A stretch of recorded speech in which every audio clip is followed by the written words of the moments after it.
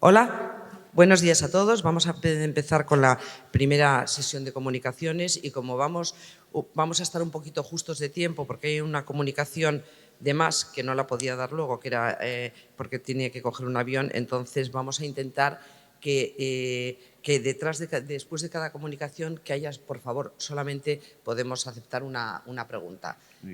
Y entonces empezamos con la primera comunicación, que es el UPLIC del hospital, del Centro de Trabajo Hospital Clínico Virgen de la Raisaca de Murcia, y es el doctor Marín Lauto el que la presenta. Bueno, muchas gracias, buenos días y gracias por la asistencia.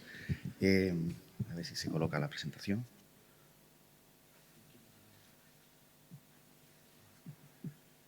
Ahora. Bueno, yo quiero hablarles de una técnica que he desarrollado, vengo aplicándola desde hace aproximadamente 3 años. Y lo que he intentado con esta técnica es hacer una combinación de lo que yo creía que era mejor del PLIF y del TLIF, porque me estaba dando cuenta que con la técnica del TLIF los resultados que yo estaba obteniendo pues no eran los óptimos. Entonces yo me pregunté qué puedo mejorar yo en la técnica para que estos resultados mejoren.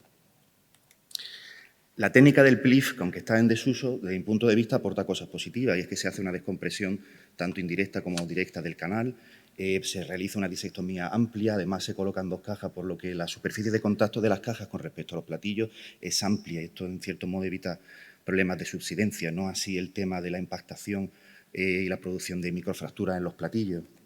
Esta técnica ha ido más o menos en desuso, las que se utilizan ahora son técnicas mínimamente invasivas, como el TLIF, que si tiene cosas positivas, también tiene otras las que yo creía que podía mejorar porque mis resultados no estaban siendo los óptimos.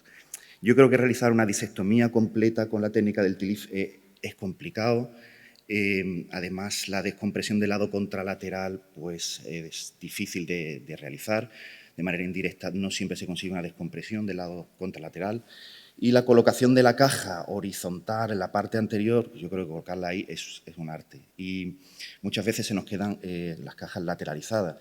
Y desde mi punto de vista, a pesar de que los tornillos del lado contralateral fijan las vértebras, creo que se crea un desbalance y esto me estaba originando pues, problemas de dolor lumbar mantenido y también dolor radicular que yo quería, en cierto modo, pues, mitigar, y para eso desarrollé pues, esta técnica.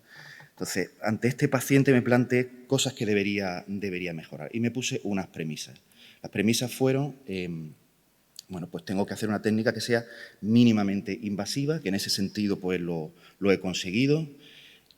Quiero realizar una amplia descompresión de manera directa, tanto del lado ipsilateral como del contralateral. Esto con la técnica over the top pues, se puede realizar perfectamente. También una disectomía amplia del lado contralateral. En esta parte de la cirugía empleo mucho más tiempo que antes, así me aseguro luego de poder tener una mejor fusión.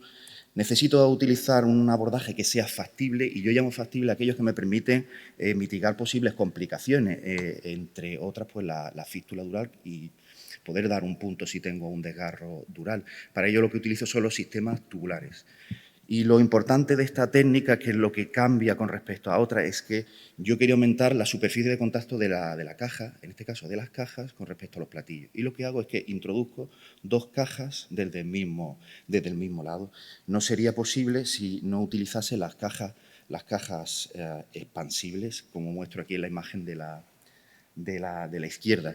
He probado todo tipo de cajas, con las que más a gusto trabajo son con estas de Medtronic, porque además me permiten realizar una buena corrección del perfil sagital. Entonces, por eso la denominé UPLIF, Unilateral Posterolumbar Interbody Fusion, porque lo que hago es que, por un lado, coloco las 2 cajas como si fuese un PLIF. En la imagen pueden ver cómo coloco los tornillos percutáneos y por el otro meto el sistema tubular. En este vídeo lo que muestro es, bueno, cómo voy realizando la disectomía del lado contralateral, que aquí ahora sí empleo muchísimo más tiempo y me aseguro que hago una limpieza mucho más exhaustiva del espacio intervertebral.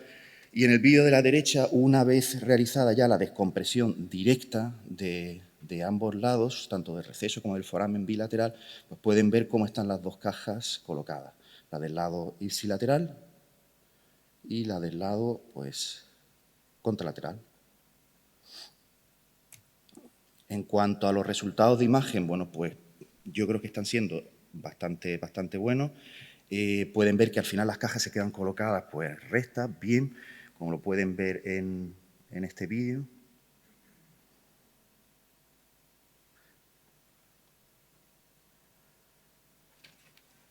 Permite perfectamente colocar las dos cajas, es más trabajoso, pero bueno, los resultados que estoy teniendo hasta el momento, llevo 32 pacientes operados, la verdad es que están siendo bastante buenos, sobre todo en cuanto al dolor lumbar, que sí que es verdad que con respecto a otras técnicas me lo ha mejorado.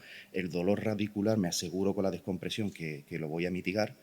Y en cuanto a complicaciones, pues he tenido 2 complicaciones, una fístula, una paciente reintervenida, y al hacer la tracción del saco, pues desarrolló disestesias del lado contralateral, que bueno, con el tiempo han mejorado, y una caja que salió, se salió un poco, una caja lateral que la volví a operar la paciente, la volví a reintroducir y la paciente está bien. Pues sin más, muchas gracias.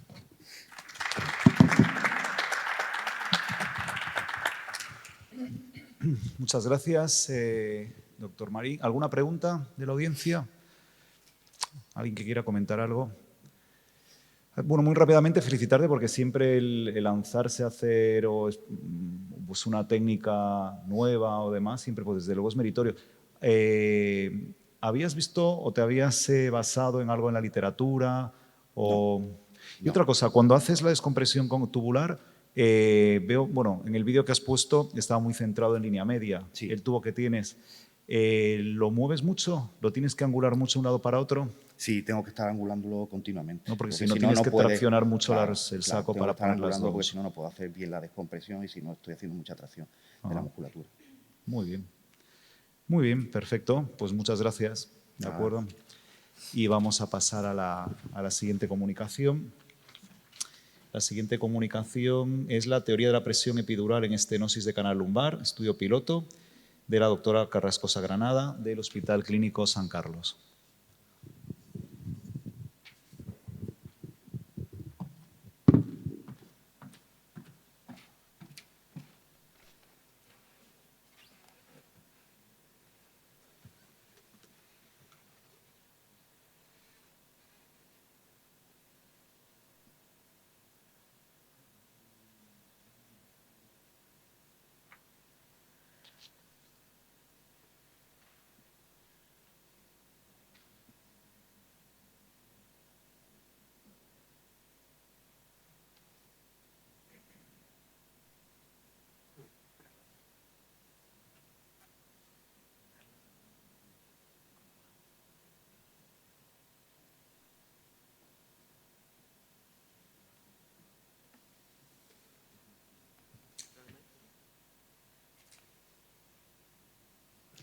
Bueno, buenos días.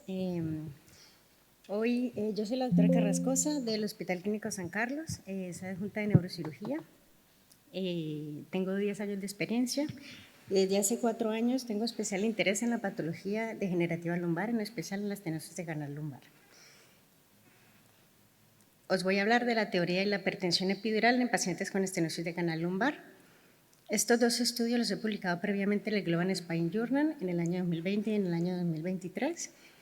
Son estudios realizados en estenosis de canal lumbar monosegmentaria a expensas de hipertrofia del ligamento amarillo en pacientes que no tienen escoliosis, no tienen hernias discales, no tienen estenosis foraminal, no han sido operados previamente, no han tenido ningún procedimiento percutáneo previamente, es decir, en pacientes vírgenes. En estos casos, lo que hicimos fue hacer una medición de los diámetros del canal espinal y del saco tecal en pacientes operados con cirugía mínimamente invasiva en abordajes tubulares y en endoscopia interlaminar. Encontramos que el porcentaje de descompresión del canal en los abordajes tubulares fue en torno al 189% y en los endoscópicos en torno a un 202%, sin encontrar una correlación entre la amplitud del canal espinal y del saco tecal con la mejoría clínica de los pacientes. Esto sumado a que en la literatura no tenemos un apoyo significativo en cuanto a la correlación clínica con la estenosis radiológica, es decir, hay más estudios que no encuentran ninguna correlación entre la magnitud de la descompresión del canal y la mejoría clínica de los pacientes. Nos planteamos una teoría que es la teoría de la hipertensión epidural en pacientes con estenosis. Es decir, estamos buscando un factor adicional que pueda ser el causante de la sintomatología de estos pacientes. Nuestros objetivos fueron comparar la presión epidural en pacientes con estenosis de canal y en pacientes sin estenosis de canal, determinar la magnitud de la estenosis radiológica y ver si esa estenosis se relaciona con la presión epidural lumbar, evaluar la asociación entre las escalas de valoración de discapacidad y la presión epidural intraoperatoria. Hemos realizado un estudio prospectivo de 1 año y medio de duración en un brazo A con 6 pacientes en estenosis de canal lumbar central y el brazo B con 6 pacientes que no tienen estenosis de canal.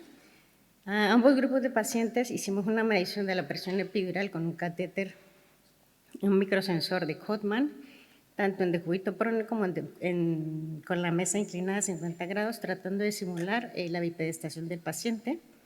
En este vídeo podemos ver cómo después de la disección de la musculatura paravertebral hemos insertado el catéter en el borde inferior de la lámina y hemos esperado unos 10 segundos hasta que la presión se estabilizara para tomar las mediciones.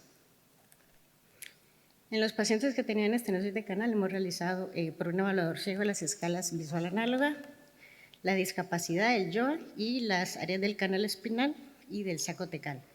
Hemos realizado la presión intraoperatoria y las escalas al mes, a los 3 meses, a los 6 meses y a los 12 meses. En cuanto a los niveles intervenidos, los pacientes que tenían estenosis de canal, el 100% fueron en el nivel L4, L5.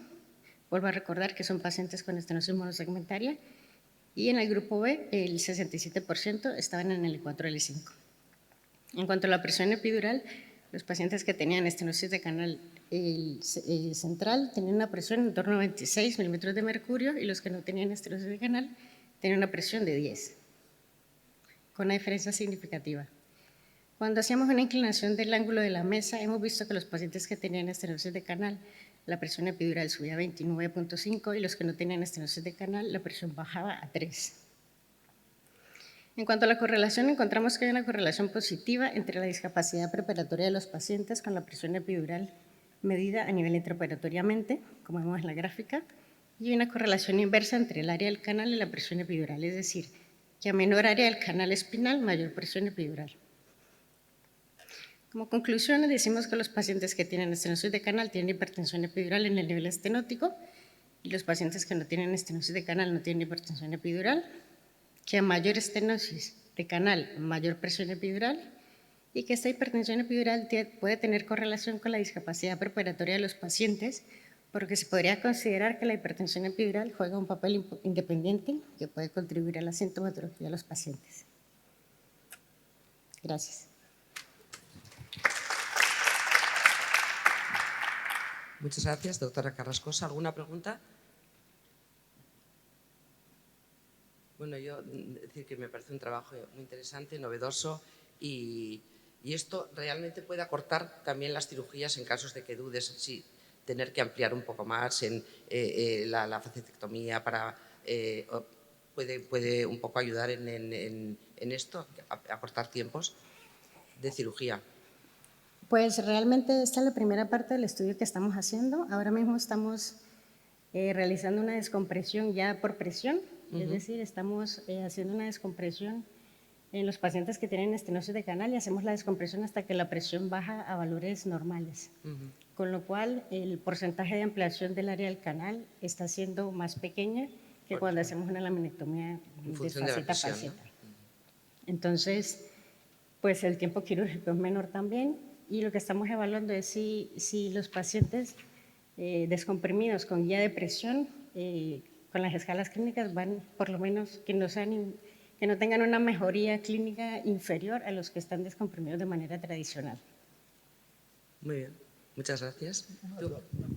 Los pacientes, el grupo, digamos, de pacientes sin estenosis de canal, ¿no? Ese grupo que estaban en quirófano, ¿se iban a operar de qué patología? De otra patología, pues de estenosis foraminal o alguna inestabilidad por lisis o algún estimulador medular. Vale, perfecto. Muy bien, pues muchas gracias. Si no hay más preguntas.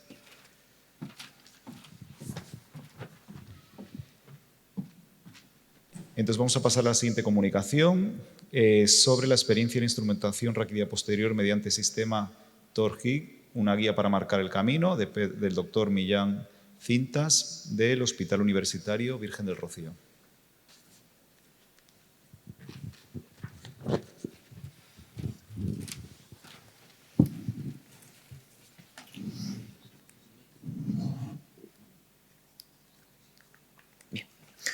Buenos días, soy Pedro Millán, residente de neurocirugía del Hospital Universitario Virgen del Rocío de Sevilla. Yo quería hablar en este mundo de robots, de inteligencia artificial, navegación, ya que nosotros en estos centros no tenemos estos recursos, pero nuestros pacientes siguen llegando a nuestras urgencias, a nuestras consultas, con problemas que quieren que les ayudemos. Pues otra alternativa, que son las guías impresas en 3D, que llevamos utilizando en nuestros centros desde hace poco, y un poquito los resultados que estamos teniendo. Como sabemos, un paso crítico para la instrumentación raquídea es el drill óseo y la colocación precisa de los tornillos. Esto es especialmente importante en localizaciones complejas, como puede ser la columna dorsal, la sternela cervicodorsal, con una tasa más alta de malposición de los tornillos en estos casos.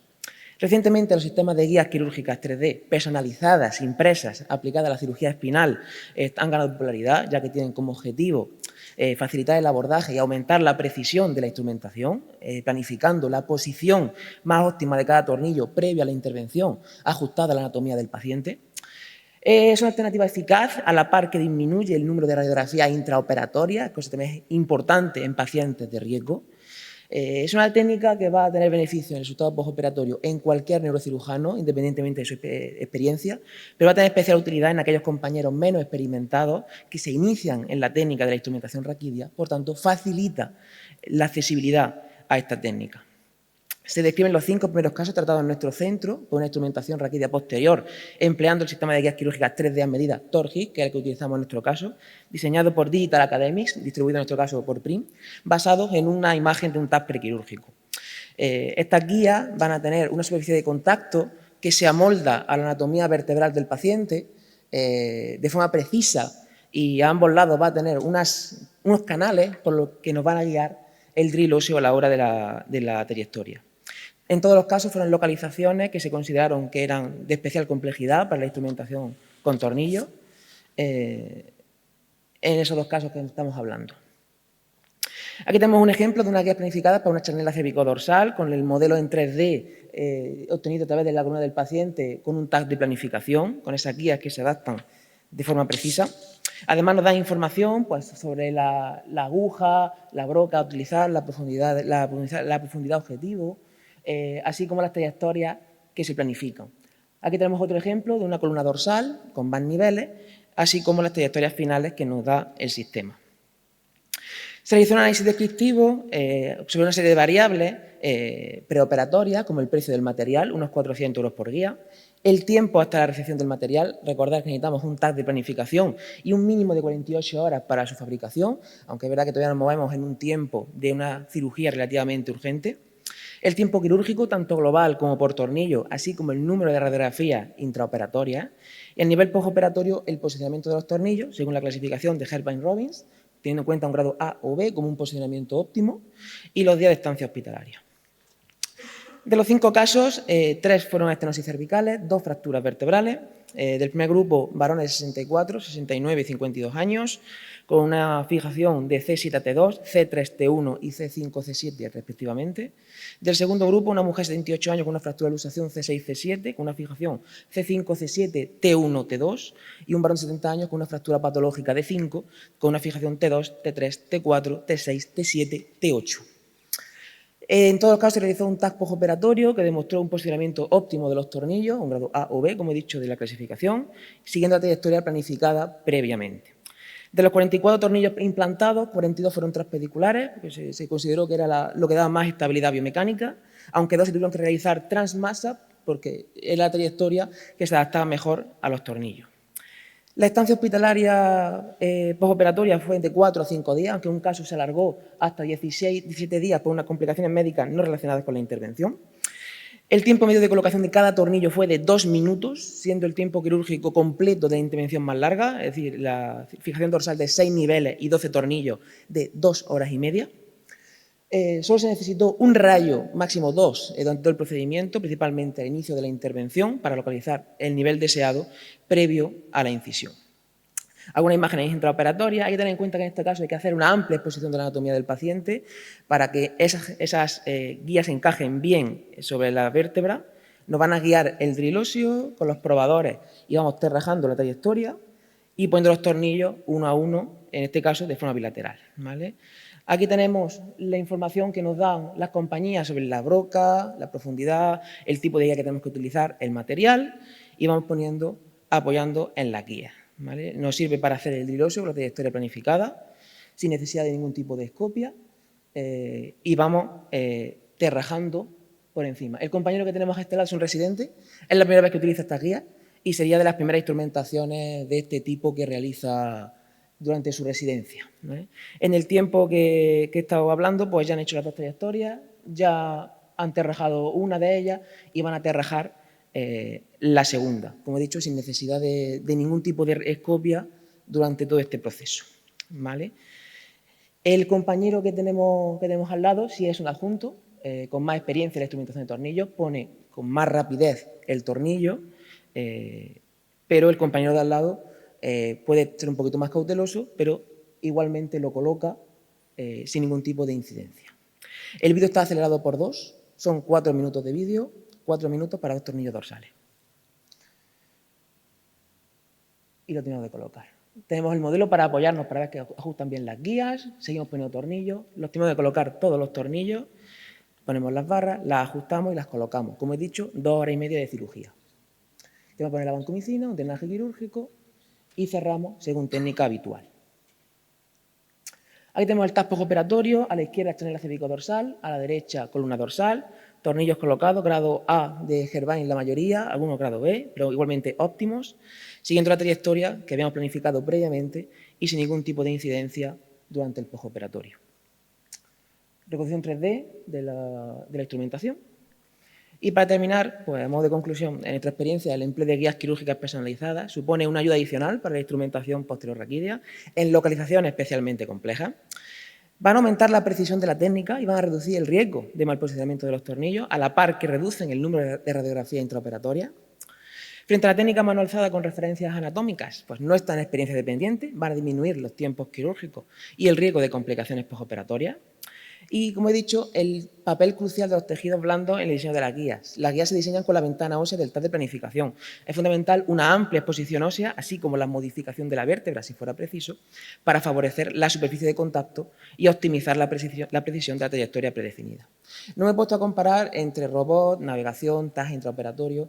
Yo creo que esta comunicación tiene el objetivo un poco como la de mi compañera, la doctora Correa, con su caja de entrenamiento por 50 euros. Es la accesibilidad. No todos tenemos la posibilidad de tener un robot en nuestro hospital, ni tener un TAC intraoperatorio o un navegador de columna, pero eso no quiere decir que la inteligencia artificial no nos pueda ayudar a manejar a nuestros pacientes, tengamos más o menos recursos. Muchas gracias. Muy bien, muchas gracias por esta interesante comunicación. ¿Hay alguna pregunta entre la audiencia? ¿Alguna pregunta o algún comentario? Bueno, pues yo quería hacerte 2 preguntas muy sencillas. Bueno, he visto que la mayor parte de las instrumentaciones eran niveles cervicales, dorsales altos, donde es verdad que es más complicado la referencia anatómica. Pero en esos niveles cervicales que habéis optado por poner tornillos transpediculares, ¿optáis por norma, por ejemplo, a partir de C6 para arriba, poner tornillos transpediculares a masas laterales? En general ponemos transpediculares, sí. Ponéis transpediculares. Sí, en nuestra opción nos creemos que da más estabilidad a la columna que hacer los transmasas, salvo casos excepcionales como un caso que tuvimos que hacer transmasa, pero porque la trayectoria del tornillo nos venía mejor a la hora de colocarlo, pero en general O sea, que si tuvierais que poner tornillos de C3 a C6 sin incluir C7, T1, que es más complicado, también podréis tornillos transpediculares. Sí. Y luego, en tu experiencia, lo has comentado muy bien, que lógicamente pues, es una muy buena alternativa si no tienes imagen intraoperatoria, pero en caso de tenerla, ¿lo seguirías utilizando? En caso de tenerla, también depende de la experiencia de cada centro. En nuestro caso, no estamos acostumbrados, nosotros no abusamos del navegador en general. Es verdad que también nuestra experiencia es hacerlo todo pues, a mano alzada o, en este caso, con la técnica de la guía. Habría que implementarlo, pero es verdad que a la hora de disponibilidad o de manejo, por ejemplo, el compañero residente, que era la primera vez que usaba la guía, y le ha puesto 6 niveles con total normalidad, pues estaríamos siguiendo por la guía, seguramente. Muy bien, pues muchas gracias. Bien, gracias. Y pasamos a la siguiente comunicación, que versa sobre los factores de riesgo para la pérdida de lordosis cervical tras la minectomía simple en la mielopatía cervical degenerativa. La va a presentar el doctor Montalvo Afonso del Hospital Universitario de Burgos.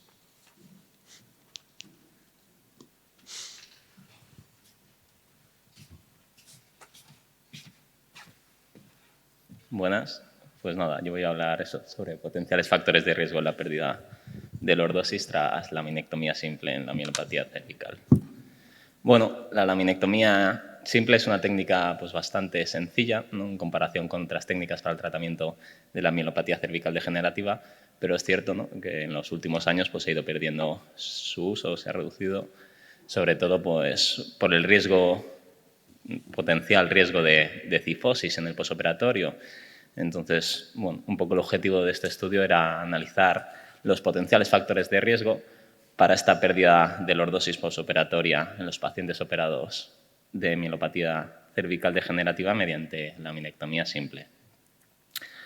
Para ello, pues cogimos pacientes operados mediante laminectomía simple en un único centro de forma consecutiva y que tuvieran una mielopatía cervical degenerativa, es decir, excluimos a aquellos que no fuera degenerativa, fuera traumática, oncológica.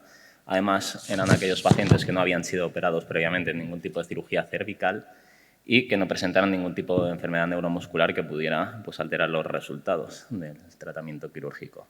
Entre las variables clínicas que utilizamos fueron edad, género, si eran fumadores o no, el número de niveles operados, las complicaciones y el ASA.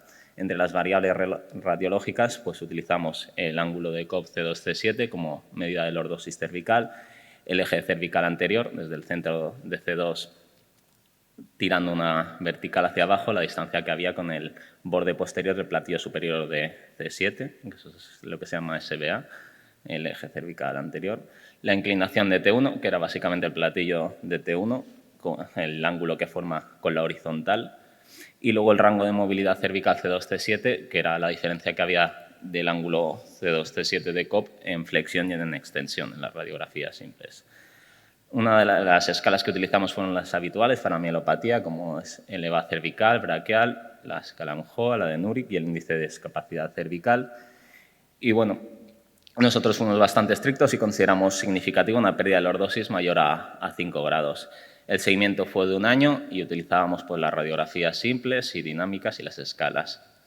Entonces, bien, la intervención quirúrgica, pues ya he explicado, consiste en una laminectomía simple, especifico un poco lo que utilizábamos, que era una monitorización neurofisiológica intraoperatoria en todos los pacientes.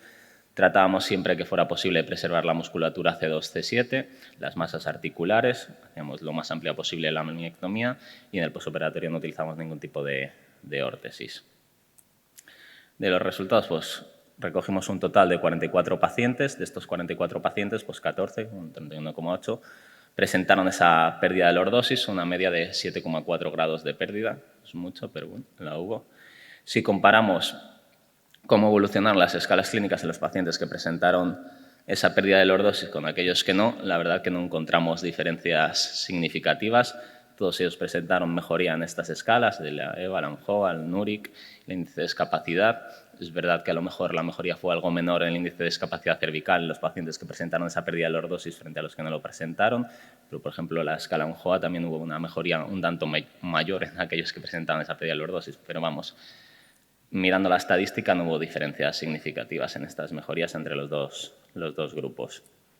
Ahora ya si pasamos al análisis de los potenciales factores de riesgo para esa pérdida de lordosis, miramos primero los factores clínicos y bueno, encontramos que ni el género, ni la edad, ni el IMC, ni si son fumadores o no, el ASA o el número de niveles operados, hubo diferencias estadísticas. En las complicaciones neurológicas tampoco, pero sí que vimos diferencias en las complicaciones de herida. En el estudio neuroriante vimos que había un predominio de esas complicaciones de herida en los pacientes que habían perdido lordosis cervical. Estas complicaciones de herida fueron las 5 que tuvimos, infecciones de herida.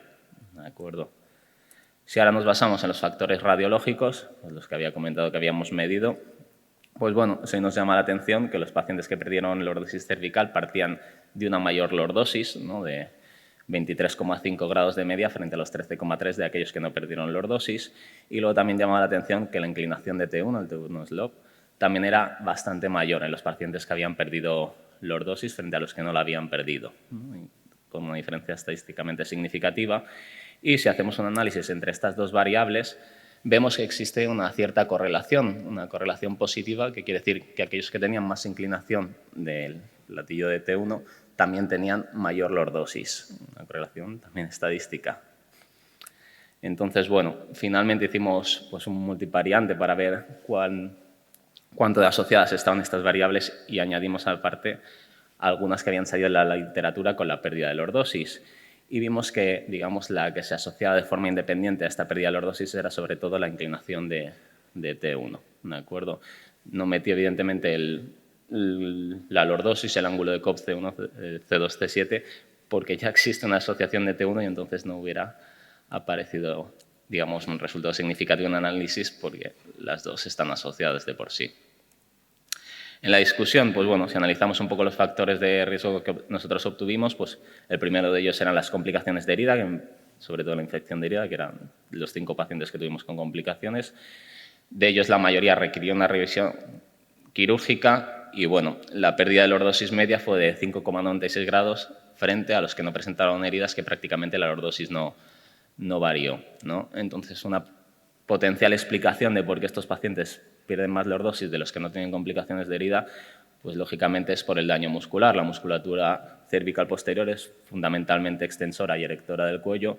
Si sufren un segundo daño por una revisión quirúrgica o por una infección, pues la atrofia muscular puede ser mayor y eso puede conducir a cierta pérdida de lordosis, ¿de acuerdo? Y una mayor necesidad de tiempo para recuperar esa musculatura. Si valoramos un poco la relación que tuvimos, la correlación que encontramos entre la inclinación T1 y la lordosis C2, C7, pues vemos que esto no lo hemos descrito ni descubierto nosotros. Esto ya aparece en la literatura y de hecho se utiliza como un balance, como una medida de balance sagital cervical, ¿no? La relación entre la lordosis cervical y T1. Así que esto que hemos encontrado nosotros ya se había descrito en la literatura y un poco hay una correlación con ello.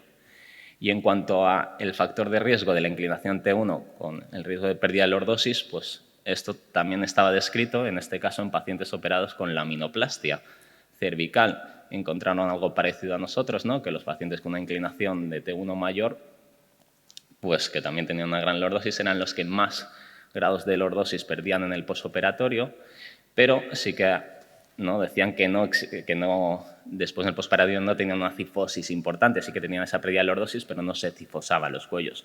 Nosotros en los pacientes que tuvimos con pérdida de lordosis, su lordosis media al final del seguimiento eran de 11,7 grados, es decir, tampoco se nos cifosaban, sí que perdían esa lordosis, pero no acababan cifóticos. Así que bueno. Otros factores de riesgo que habían aparecido en la literatura y que contrastamos un poco, pues bueno, los pacientes con una cifosis decían que esos eran los pacientes que más riesgo tenían de cifosarse aún más en el posoperatorio. Nosotros consideramos cifosis menor de 10 grados de lordosis. Vimos que estos, al fin y al cabo, lo que parecía era que mejoraban incluso la lordosis. Tuvimos una mejoría media de 5,2 grados. Aquellos que tenían un eje cervical muy echado hacia adelante, que fueron 7 pacientes con más de 4 centímetros de eje cervical anterior, pues eso sí que perdieron cierta lordosis, no fue demasiado, de 4,5 grados de media, pero bueno, esto a veces también se asocia a que tienen una mayor inclinación de T1 y creo que predomina más este factor que el eje cervical anterior.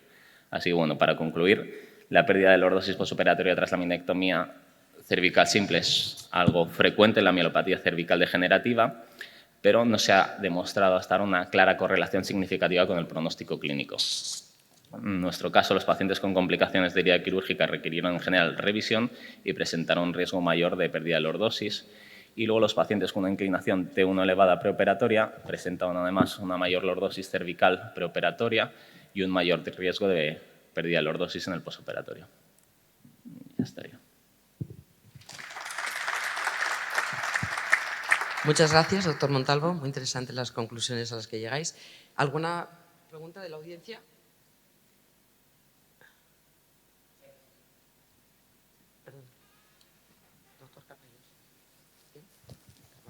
Doctor Carballo. La verdad que me ha gustado mucho, porque nosotros siempre tenemos dudas cuando hay una estenosis de canal, porque a veces no es tan fácil saber si operar por delante o por detrás. No sé vosotros si tenéis esas dudas, pero nosotros a veces sí las tenemos. Incluso cuando hay también una hipertrofia del ligamento posterior, también ahí tenemos dudas porque generalmente también está acompañado de una protrusión discal.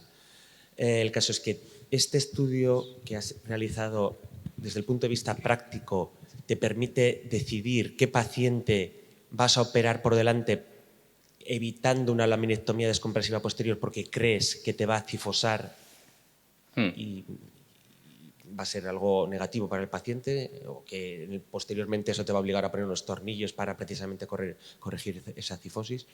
Sí, un poco, digamos, el objetivo era valorar eso, ¿no? Si yendo por detrás sin fijar íbamos a tener un mal resultado posoperatorio y lo seguimos un año. Entonces, un poco con lo que hemos concluido nosotros, la verdad que nosotros somos muy de ir por detrás y de hacer la minectomía simple, y con los resultados que hemos obtenido nos apoya un poco a seguir haciéndolo. Entonces, nosotros en general, cuando tenemos una hipertrofia del ligamento posterior que afecta habitualmente a más de un nivel, solemos ir por detrás y de inicio no solemos fijar. ¿De acuerdo? Y esto pues un poco apoya lo que hacemos, porque los resultados que hemos visto no son malos, las escalas no varían, digamos, no son peores resultados que los que hemos visto en la literatura yendo por delante. Muy bien, ¿alguna otra pregunta? Oye, solo una pregunta muy corta. Entonces, basándose en los resultados, en aquellos pacientes que tendrían más posibilidad de perder la lordosis, Sí. Sobre todo los de la inclinación de T1, etcétera, ¿os plantearíais alguna medida tipo laminoplastia, artrodesis, en función de esa? O ya que no hay cambios clínicos, daría igual. Quiero decir, no os la plantearíais, porque luego has comentado al principio que no hay cambios clínicos Sí. en los pacientes en los que pierden lordosis o no. Sí, bueno, pues eso es un poco... Yo estos pacientes también los seguía, digamos, al año, a los 6 meses, hice también unas radiografías y unas escalas, y a los 6 meses la pérdida de lordosis es algo mayor, probablemente porque todavía no han recuperado parte de esa musculatura erectora, y ahí pues sí que tienen algo más de dolor al inicio, y entonces te planteas decir, ostras, se acifosa un poco, tiene algo más de dolor, le ofrezco la posibilidad. La verdad que la mayoría de los pacientes que están cifosados suelen ser de una edad algo avanzada, cerca de los 75 años, y muchos de ellos no quieren más cirugías, ¿de acuerdo? Y siguiéndolos luego se va recuperando esa musculatura, entonces como que va a favor el tiempo de recuperar. Entonces yo habitualmente esperaría por lo menos más tiempo para plantearme en función, pero si algún paciente evidentemente está con mucho dolor cervical y se ha cifosado, sí que le plantearíamos la opción de instrumentar por detrás para... Posteriormente. Sí, de inicio nos cuesta. Nos cuesta de inicio ofrecerle por un poco la pérdida de movilidad y la comorbilidad que añade a la cirugía, añadir una artrodesis. Muy bien. Pues si no hay más preguntas, pasamos a la siguiente comunicación, que trata sobre la silicomilia secundaria, resultados del tratamiento quirúrgico, de la doctora Márquez Manterano del Hospital Clínico Universitario, Virgen de la Risaca.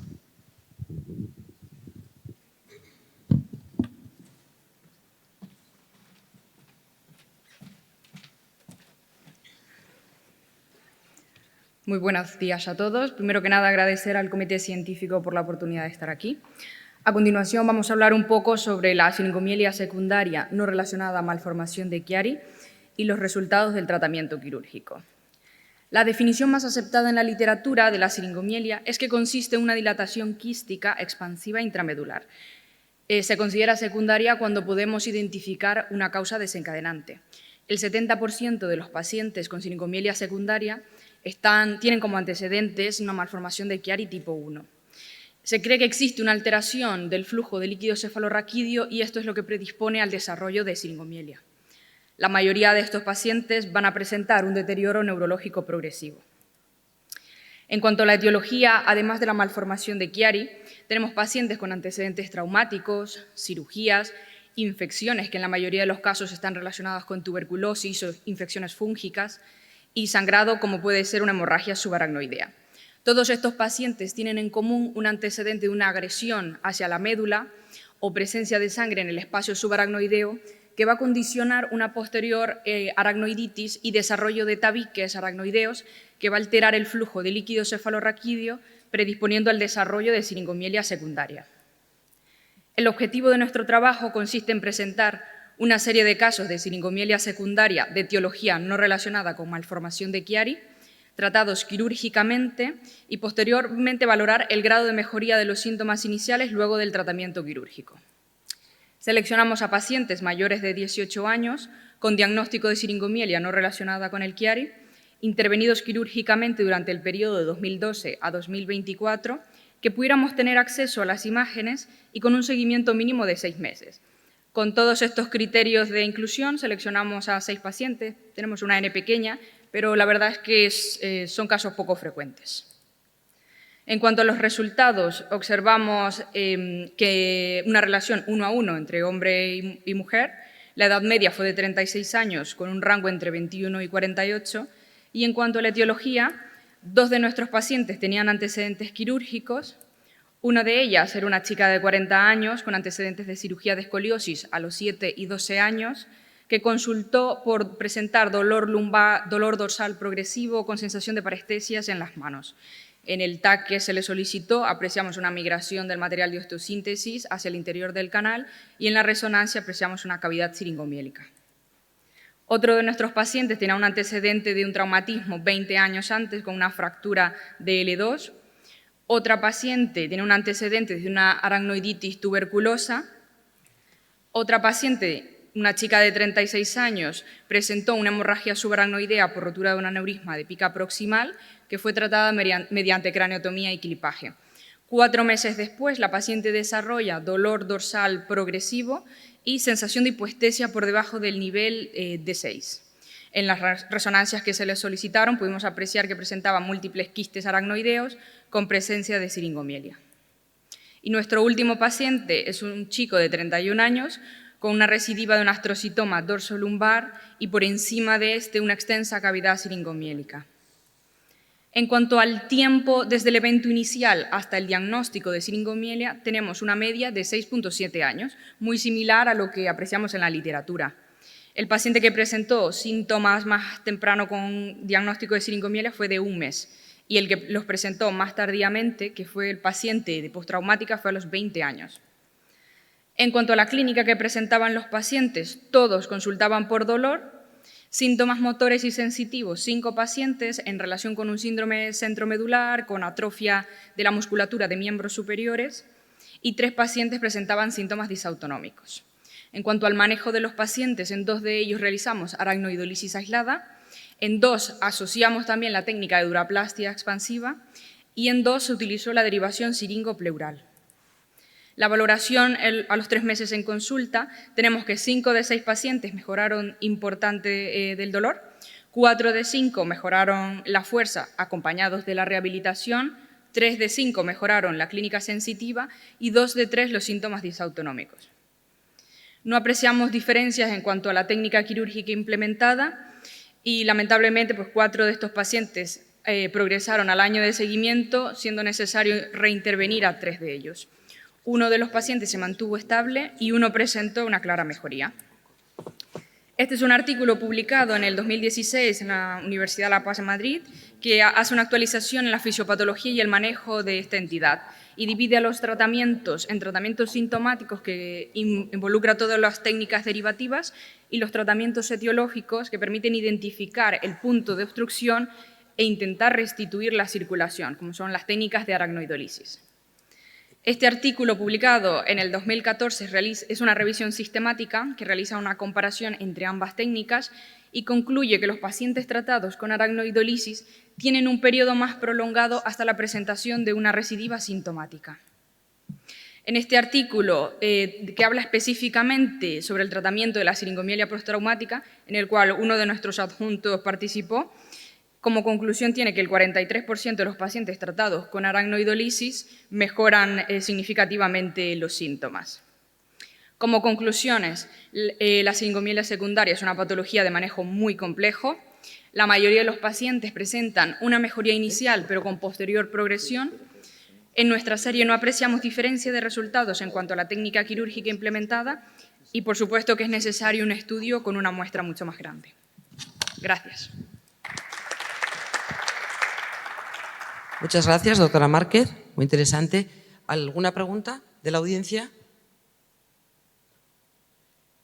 Yo te quería hacer una pregunta. ¿Hacéis, no sé si has dicho nada más que lo que hacéis de cirugía es una aracnoidolisis o no hacéis ninguna derivación siringo-subaracnoidea? En estos casos específicamente hicimos en 2 pacientes una derivación siringo-pleural. Y un paciente, la verdad es que se mantuvo radiológicamente estable, pero mejoró del dolor, y el otro paciente, la verdad es que no mejoró. Consideramos en todos los pacientes en los que se pueda hacer aracnoidolisis y duroplastia expansiva siempre la primera técnica de elección. Hay algunos pacientes que por la extensión de la siringomielia pues ya nos vamos directamente a la técnica derivativa.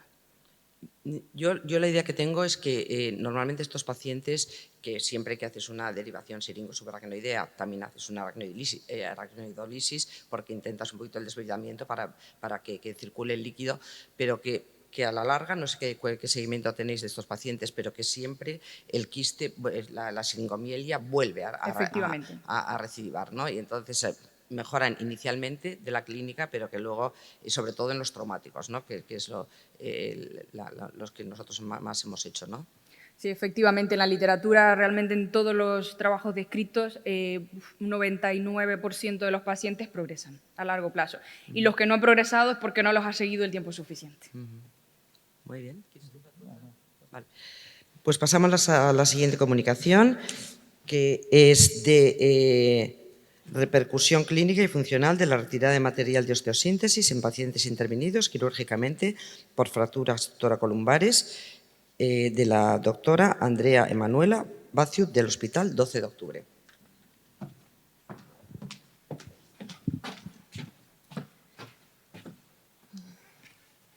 Pues buenos días a todos. Yo soy Andrea, soy residente de tercer año del Hospital 12 de Octubre. Y bueno, lo primero, pues gracias por la oportunidad de estar aquí. Y efectivamente, pues voy a contar un poco como los resultados clínicos y funcionales de los pacientes que hemos intervenido para quitarles el material de aquellos que habíamos operado por fracturas toracolumbares. Como bien saben la mayoría de ustedes, pues las indicaciones más aceptadas para la extracción de material de osteosíntesis hoy en día en los pacientes con fractura vertebral son aquellas que se relacionan con las complicaciones. Sin embargo, en algunos servicios, y en el nuestro incluido, en ocasiones pues realizamos una extracción de material de osteosíntesis que se suele denominar en la literatura pues como rutinaria, es decir, pues son pacientes que bien no están asintomáticos o paucisintomáticos, que no logramos demostrar ninguna complicación asociada a la artrodesis y que o bien pues el motivo de retirada es del material de osteosíntesis bien porque ellos lo solicitan o por nosotros, sobre todo en aquellos pacientes más jóvenes con mayor actividad, pues se lo proponemos. En la literatura, evidentemente, es bastante limitada sobre esta indicación y, si cabe, incluso pues, más que cuando se retiran por complicaciones, solemos intentar hacerlo pues, cuando se ha comprobado, al menos mediante un escáner, pues, que la fractura ha consolidado. De este modo, hemos querido hacer un análisis descriptivo de los pacientes con fracturas toracolumbares que se reintervienen para extraer el material en nuestro centro y ver si esta reintervención asocia una mejoría del dolor y de la discapacidad a los 6 meses, medidos según la escala visual analógica para el dolor y el índice de Oswestry en el caso de la situación funcional. Hemos hecho un análisis retrospectivo de los pacientes reintervenidos para quitar el material entre enero de 2017 y diciembre de 2024. A partir de la historia hemos recogido pues, variables demográficas, clínicas, radiológicas, quirúrgicas y la recogida de las variables de las escalas funcionales las realizamos mediante entrevista telefónica de los pacientes incluidos, que en nuestra serie pues, contamos con un total de 35 pacientes. En la mayoría de nuestra población se encontraba en un rango de edad entre los 16 y los 63 años, que es la población que suele tener pues, accidentes por mecanismos de alta energía. El mecanismo traumático más frecuente fue el accidente deportivo, seguido del accidente de coche y de la precipitación autolítica. Y los pacientes solían presentar, sobre todo, fracturas lumbares. El tipo más frecuente, según la clasificación de la Spine, eran fracturas tipo A4 de estallido y la mayoría estaban neurológicamente íntegros al ingreso. En cuanto a las variables quirúrgicas, la mayoría fueron intervenidas pues, de forma mínimamente invasiva mediante técnica percutánea, con una segmentación corta en un 70% de los casos, es decir, tornillos en la vértebra rota y un nivel por encima y un nivel por debajo. Y en nuestra serie tuvimos aproximadamente un 30% de complicaciones, siendo la complicación aislada más frecuente la infección. En cuanto a los motivos para reintervenir, para quitar el material, lo más frecuente fue pues, dolor a nivel local, molestias que nos reportaban los pacientes, pero en nuestra serie fue relativamente frecuente retirar los tornillos pues, un poco de manera rutinaria que se dice. Y de manera, la intervención se hacía de manera más frecuente a partir de los 12 meses, con una media de tiempo de 15 meses. En cuanto a las variables funcionales, de los 35 pacientes de nuestra serie, 25 de ellos accedieron a realizar la entrevista telefónica, es decir, tuvimos una tasa de respuesta de algo más del 70%, y observamos pues, una mejoría tanto en la escala visual analógica como en el ODI a los 6 meses de retirar el material respecto a antes de esta intervención, y siendo esta relación temporal significativa, con una correlación significativa y bastante importante entre ambas variables. Por otra parte, en cuanto en el análisis multivariable, hemos visto que el ODI a los 6 meses, pues, en relación a lo que se veía en la tabla anterior, mejora porque mejora el dolor independientemente, incluso tras ajustar por otras variables radiológicas, clínicas y quirúrgicas, incluido el motivo por el que se retiraba el material. Bueno, como todos, pues hemos pacientes que hemos manejado, pacientes traumáticos que hemos intervenido para fijar con tornillos. Hay algunos que durante el seguimiento pues tienen bastante dolor, y entre las causas potenciales de esta mala evolución pues, se han descrito factores relacionados con la micromovilidad a nivel local, osteopenia, estrés, fenómenos de erosión metálica, reacciones alérgicas, infecciones subclínicas, es decir, sin manifestaciones clínicas evidentes, pero sí por indicios locales o radiológicos, y una situación de rigidez y carga sobre el nivel adyacente. Si uno revisa la literatura, pues no hay mucho publicado al respecto, y la mayoría de los estudios se han centrado hasta ahora en analizar los resultados radiológicos.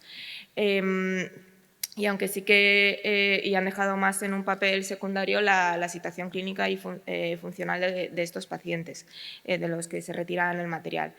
Y aunque sí que se ha visto que las variables radiológicas pueden empeorar tras quitar el material, es relativamente poco frecuente que esto se traduzca en un impacto clínico significativo que motive a tener un cambio en nuestra actitud terapéutica, si bien siempre pues, existe el riesgo potencial de ello.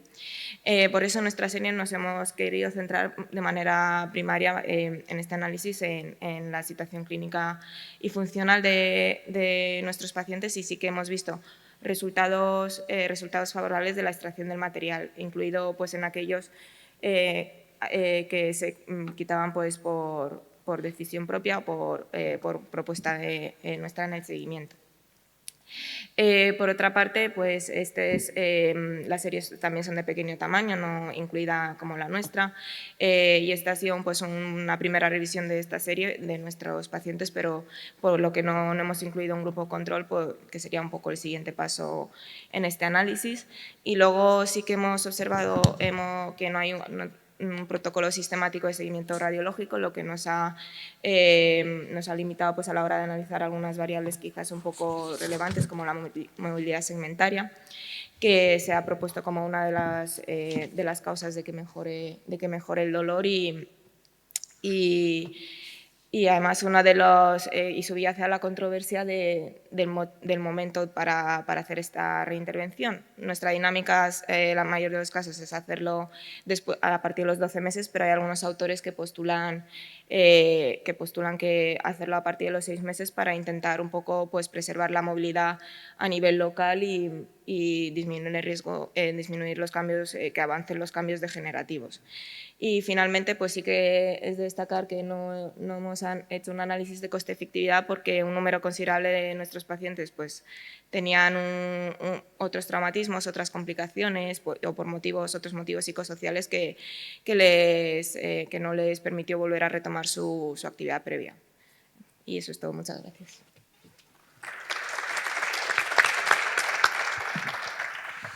Muy bien, muchas gracias. Comunicación muy interesante. ¿Alguna duda, alguna pregunta?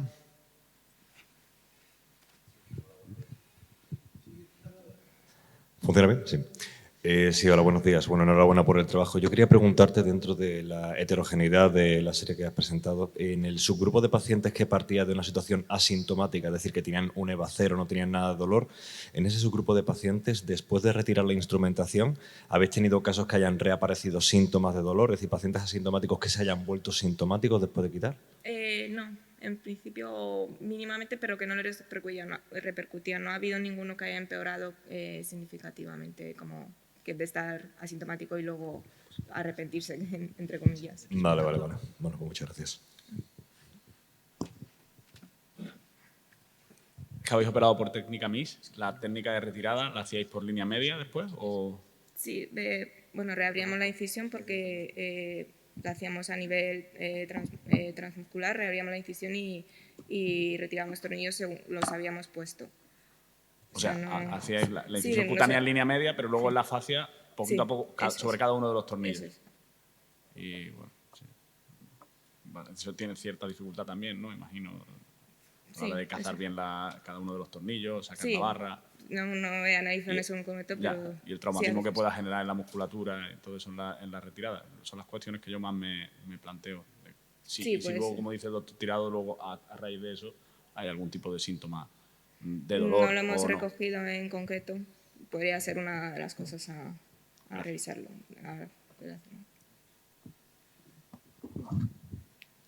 Muy bien, pues muchas gracias. Y pasamos a la última comunicación, que corre a cargo de la doctora Marta Macías, anatomía de la arteria vertebral y su abordaje en el síndrome de tirador con arco, que es un vídeo.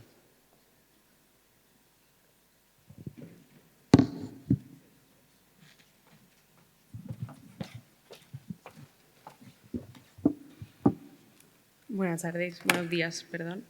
Presento el caso de una niña de 13 años de edad que consultó por primera vez por mareos un año antes de llegar a nuestra consulta, de manera incidental en un escáner que se le hizo por alergología, por causas respiratorias, un asma alérgico. Se encuentra como hallazgo un atlas bipardito. Esta es la imagen de la reconstrucción 3D y del escáner en corte coronal, en el que se ve ese defecto del cierre del arco de C1 y se le deriva neuropediatría desde alergo.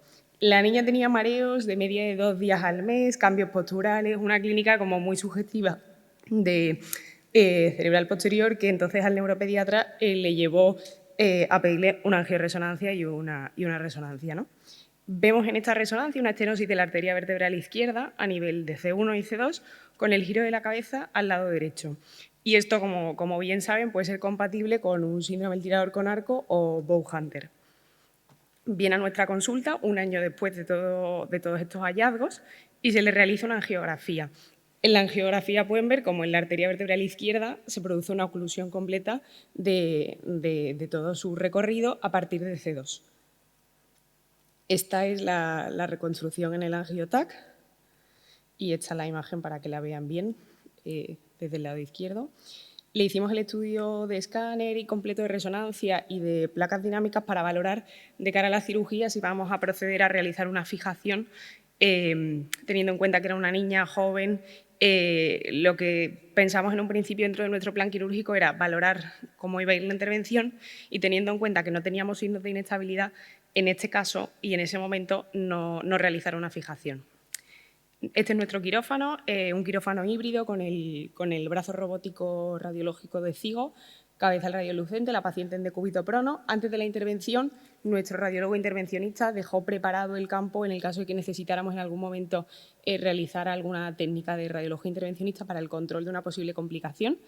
Y procedimos a la intervención, abriendo en línea media, poniendo desde INIO a C4 y realizando una exposición y desperisterización de las hemiláminas de C1 y de C2 izquierdas. Aquí ven cómo empezamos a realizar la exposición de las hemiláminas. Es verdad que bueno, teniendo en cuenta que era una niña, al final tuvimos en cuenta todo tema sangrado y tal, por eso la preparación del campo de la angiografía para ver si para prevenir posibles complicaciones. Primero con drill la resección de la lámina y posteriormente con laminotomo. También, en primer lugar, nos centramos en la lámina y posteriormente en la apertura del agujero vertebral. Todo el control de hemostasia, que en el vídeo evidentemente está editado como verán, controlar el sangrado de los plexos venosos con coagulación, sobre todo de cara a los residentes, ¿no? Que siempre son tips a aprender durante este tipo de intervenciones, y gracias al Doppler intraquirúrgico, pues realizar una buena localización de la arteria.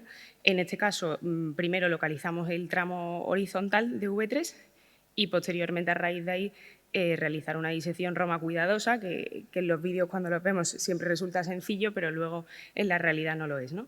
Aquí vemos V3 en su tramo horizontal, los plexos venosos que a lo largo del vídeo se ven como se ingurgitan y posteriormente vamos coagulándolos y controlándolos, y la rama de C1 izquierda. Dentro del postoperatorio, como contaré posteriormente, no tuvimos ninguna incidencia grave, pero sí que tuvimos alguna complicación que nombraré, pero es verdad que sí que, bueno, teniendo en cuenta que estábamos en áreas vasculares, fuimos controlando con papaverina y con Doppler a lo largo de toda la cirugía. Aquí realizamos ahora ya el recorrido de la arteria en su porción más vertical, una disección que continúa siendo Roma, controlando toda la anatomía, intentando no hacer ningún daño, ¿no? Que es el principal objetivo. Principalmente en el análisis preoperatorio sí que se veía, ¿no? Como han visto en las pruebas preoperatorias, que era la salida de C2 donde se establecía esa estenosis, ¿no? Adelantamos un poco, aquí vemos el segmento horizontal y el segmento vertical. En esta foto anatómica, en la que se ve, habiendo retirado el atlas, en la zona posterior se ve perfectamente V3 horizontal y V3 vertical, la rama de C1, que es lo que estamos viendo desde el vídeo quirúrgico.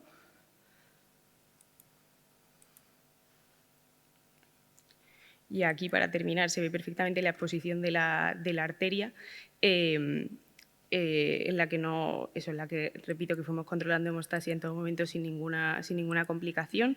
Volvemos a controlar con Doppler antes de finalizar la intervención y realizamos, al acabar la cirugía, realizamos una angiografía de control gracias al neuroradiólogo intervencionista, en la que sí que vimos que en el segmento de V3 horizontal había un pequeño trombo que, cuando fueron a realizar una posible trombectomía, había desaparecido, ¿no? A tener en cuenta que esta niña, que ya llevaba un periplo de 1 año de estudio de estos mareos, tenía una mutación de protrombina, por lo tanto, evidentemente eso fue un susto, ¿no? No hizo falta trombectomía, el seguimiento en resonancias y demás, no hubo ninguna complicación de etiología isquémica, pero bueno, creo que siempre aprendemos mucho más de estas cosas, ¿no? De cara a que les pueda pasar en el futuro.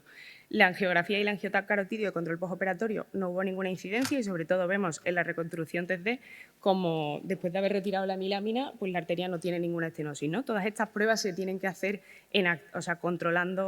haciéndolo con la cabeza centrada y también en el giro. Esta niña lleva ya 3 años de seguimiento con nosotros. Como les recuerdo, que decidimos no realizar fijación, tiene muy buena evolución, hace una vida normal, practica deporte, no tiene dolor, no tiene inestabilidad en las pruebas de imagen y no ha vuelto a presentar esta clínica de mareos. Eso es todo. Muchas gracias.